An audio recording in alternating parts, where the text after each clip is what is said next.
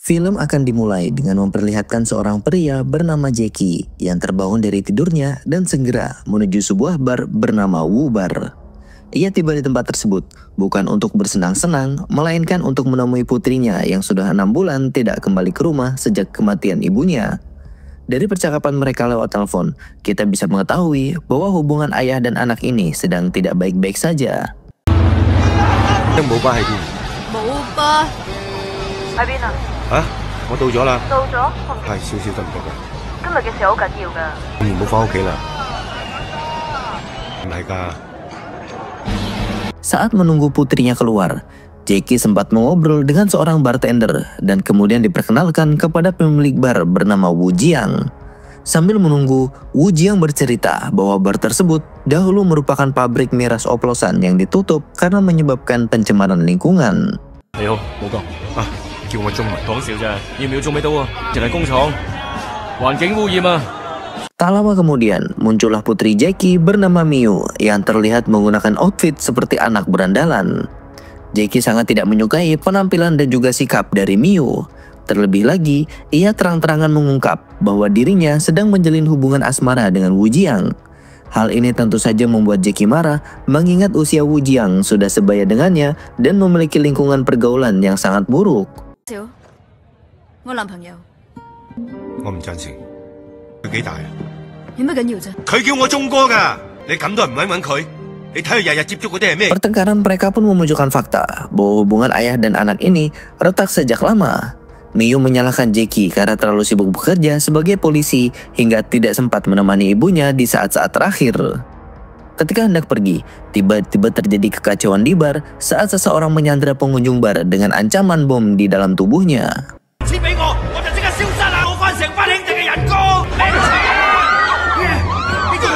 Melihat hal itu, Jackie pun mencoba menenangkan situasi dan menganalisis tindakan apa yang harus diambil. Namun sebelum ia sempat bertindak, Wu Jiang justru maju dan menyelesaikan masalah dengan caranya sendiri. Dan tiba-tiba...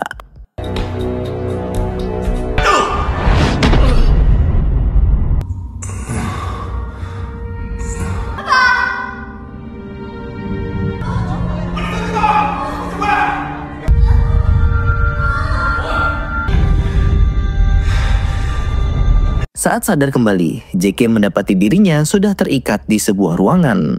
Nah, disinilah misteri mulai terungkap. Rupanya, semua ini sudah direncanakan secara rapi oleh pemilik bar yakni Wu Jiang. Mulai dari hubungan asmara palsunya dengan Miu, desain bar yang penuh jebakan, hingga penculikan semua pengunjung. 睇嚟你真係幾攰喎！你點解要咁做？其實一直冇人報警。我個女喺邊？哦，苗苗。 Wu Jiang lalu menggunakan ponsel Jackie untuk menelpon atasannya dan menyampaikan kondisi penyanderaan sebagai upaya untuk negosiasi dengan pihak kepolisian. Dari sini, kita tahu bahwa Jackie pernah menangkap seorang kriminal yang bernama Yu dalam kasus penyelundupan narkoba. Hal inilah yang diduga sebagai alasan utama Wu Jiang menargetkan Jackie. Namun ini ternyata hanyalah alasan klasik biasa yang digunakan oleh Wu Jiang sebagai dalih. 你個目標係我係咪啊？我仲接咗個電話，我將呢度嘅情況講佢聽，佢話即刻過嚟，我個特警、騙警、刑警，我嘅目標的確係你。 Wu Jiang lalu kembali menghubungi atasan Jackie dan meminta pertukaran sandera dengan seorang tahanan yang belum disebutkan identitasnya. Di sela itu, Jackie sendiri berhasil melepaskan diri dari ikatan kawat di tangannya sebelum anak buah Wu Jiang masuk ke ruangan. Saat anak buah tersebut datang, Jackie pun berhasil mengecohnya dan langsung kabur begitu saja. Jackie kemudian menemukan sebuah ruangan rahasia yang berisi banyak dokumen penting. Di sana, terdapat banyak foto, mulai termasuk foto-foto gadis kecil, gambar Wu Jiang di arena tarung, serta artikel berita mengenai Jackie dan kasus kematian seorang wanita yang pernah ia tangani. Jackie juga mendapati koordinat dari para sandera. Semua ini hanya membuktikan bahwa Wu Jiang telah menyusun semuanya secara matang dan dari jauh-jauh hari.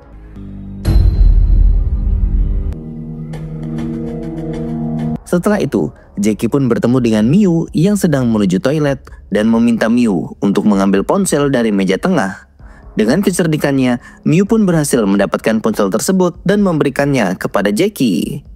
Jackie lalu menghubungi komandannya untuk menyampaikan situasi dan menanyakan identitas tahanan yang diminta oleh Wu Jiang. 全部擺晒喺大廳張台度。唔好拱我啦，冇老闆。我揾到個手機。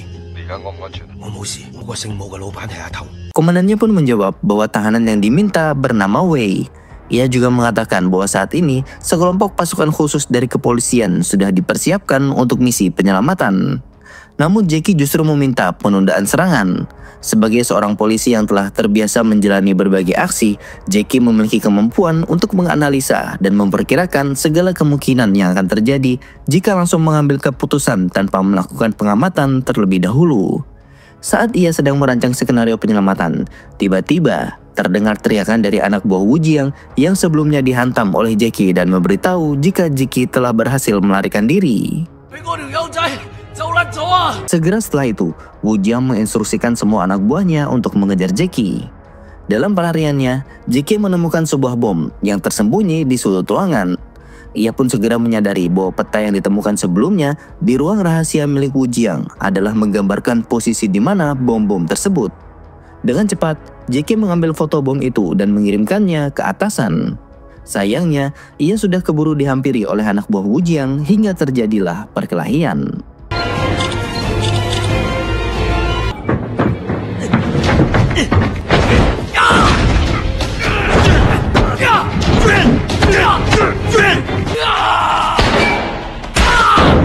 Melihat Jackie yang seperti belut dan sulit untuk ditangkap, Wu Jiang pun memutuskan untuk menggunakan cara lain, yaitu mengancam Jackie. Jika dirinya tidak menyerah, maka ia akan mencelupkan tangan Miu ke dalam akuarium yang berisi ikan piranha. Demi keselamatan anaknya, Jackie pun memilih untuk menyerah dan kembali ditangkap, lalu dibawa ke ruangan di mana para sandera sedang ditahan.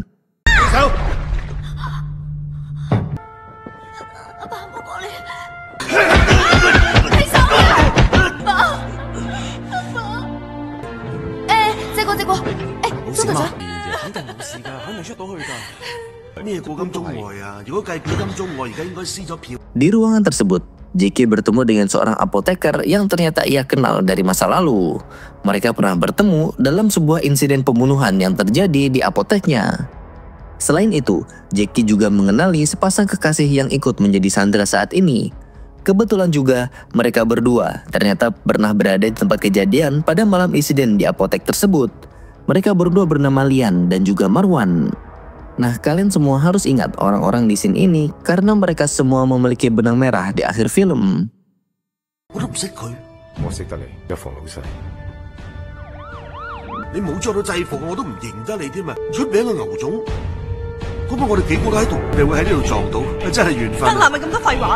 Di sisi lain, Wu Jiang kemudian kembali menghubungi atasan Jackie menuntut agar tahanan bernama Wei segera dikirim jika nyawa para sandera ingin diselamatkan.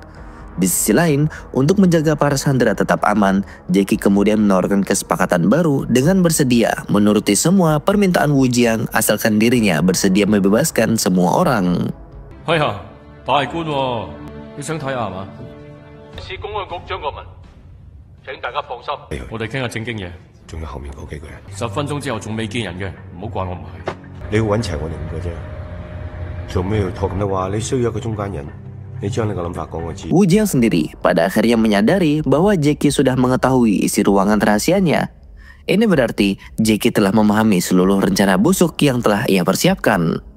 Wu Jiang lalu mengisahkan masa lalunya, bahwa dahulu ia merupakan seorang petarung bayaran di arena ilegal demi melunasi utang ayahnya yang kalah berjudi. Ia sendiri tidak pernah kalah dalam bertarung dan dijuluki sebagai si laba-laba karena kelincahannya. Namun dalam suatu pertarungan yang sudah disetting agar lawannya kalah, justru Wu Jiang lah yang terjebak ketika kakinya berhasil dikunci hingga membuatnya cedera parah. Lawannya yang selamat padahal harusnya mati, pada akhirnya memang dibunuh oleh para bos arena sebagai bentuk hukuman karena mereka mengalami kerugian yang sangat besar.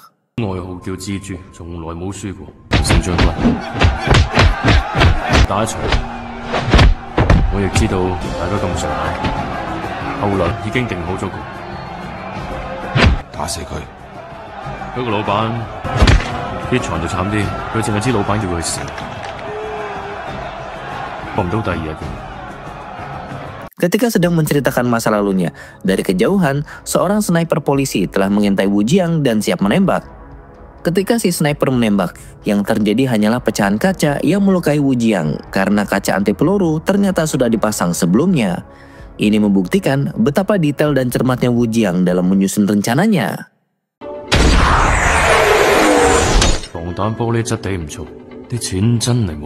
Singkat cerita, sebuah kesepakatan berhasil dicapai. Wu Jiang bersedia membebaskan Sandra, tetapi hanya 3 orang saja. Hal ini tentu ditolak oleh Jackie yang merasa kurang diuntungkan. Wu Jiang pun mengusulkan sebuah kesepakatan lain. Apabila Jackie bisa mengalahkan salah seorang anak buahnya dalam pertarungan arena 1 lawan 1, maka seluruh Sandra akan dibebaskan. Tanpa pikir lama, Jackie pun menerima kesepakatan tersebut.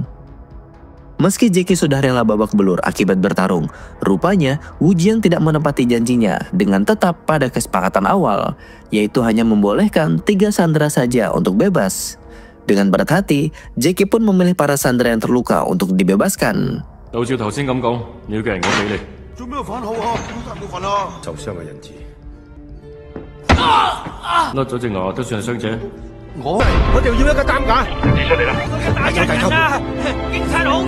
Di sisi lain, polisi kini menyusun strategi lanjutan dengan memanggil arsitek yang merancang bangunan bar tersebut untuk mencari cara masuk alternatif yang bisa digunakan untuk menyelamatkan Sandra. Di saat yang sama, Jackie juga berhasil meyakinkan Wei agar bersedia membantu pihak kepolisian dengan imbalan berupa pengurangan hukuman serta jaminan hidup layak bagi ibunya yang sedang sakit.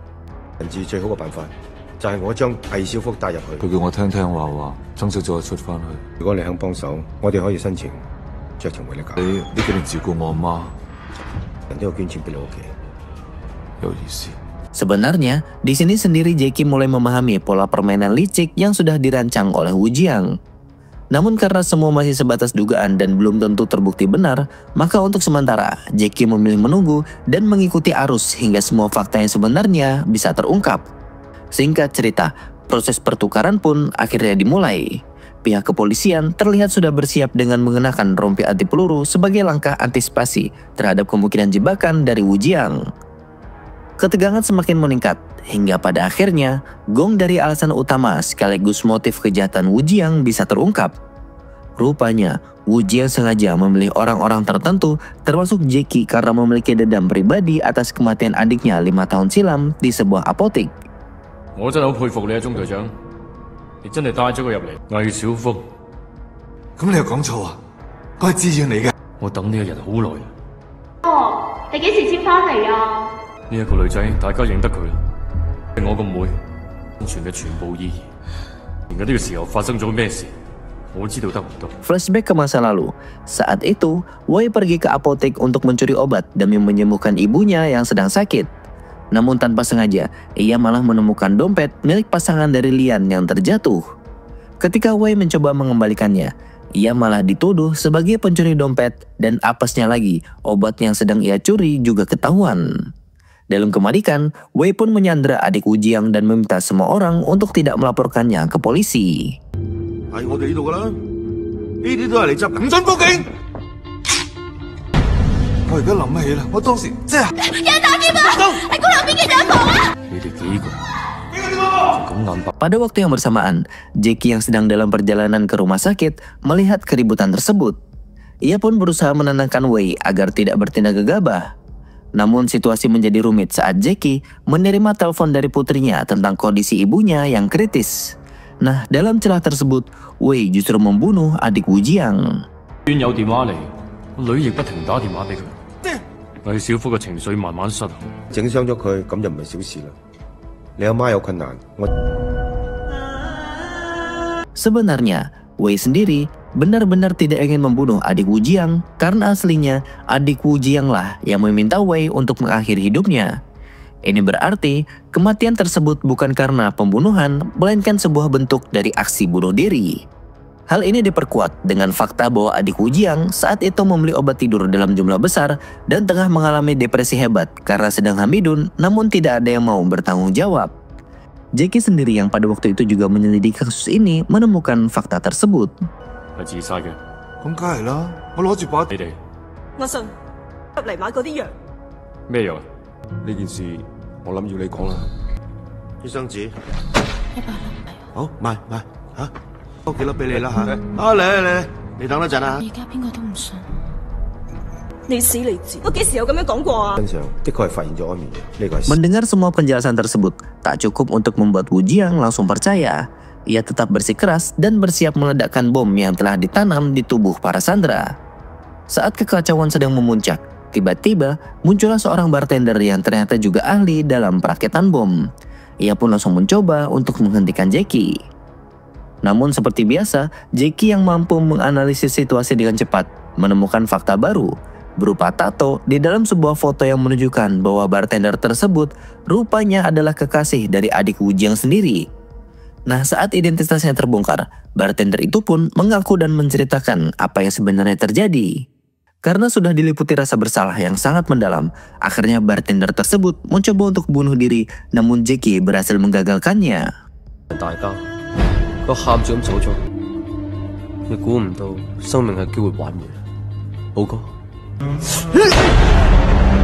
Sementara itu, polisi pada akhirnya berhasil menerobos masuk ke dalam gedung. Di tengah kekacauan, Jackie sendiri memilih untuk mengejar Wu Jiang hingga ke jalur kereta api karena Miu putrinya dibawa Wu Jiang.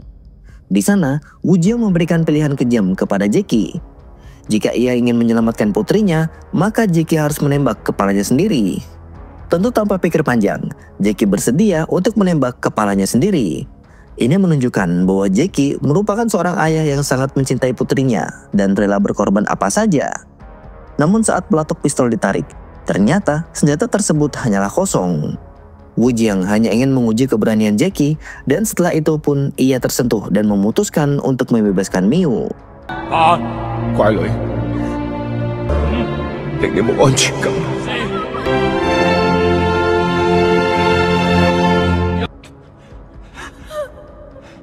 唔好意思，頭先喺背後射咗子彈。勇哥，我服咗你，你都走啦。 Meskipun demikian, Jackie sendiri tidak berniat untuk membiarkan Wu Jiang kabur begitu saja. Ia tetap berusaha menangkapnya, namun Wu Jiang yang telah kehilangan kendali atas hidupnya justru memilih untuk menghadang laju kereta dengan harapan ia bisa mengakhiri hidupnya sendiri. Untung saja, polisi telah berhasil mengalihkan jalur kereta api tepat waktu dan Wu Jiang pun tidak jadi mati. Di akhir film, Miu pun menemani Jackie dan berjanji tidak akan melawannya lagi. Film pun akhirnya ditutup dengan adegan Jackie menerima hadiah kenang-kenangan dari Wu Jiang, yakni sebuah kalung berbentuk laba-laba. Dan film pun akhirnya tamat. Selesai sudah alur film kali ini. Seperti biasa, untuk tekan tombol like dan juga subscribe channel ini, serta sampaikan saran-saran dan masukan untuk video menarik di kolom komentar, dan salam barbarian.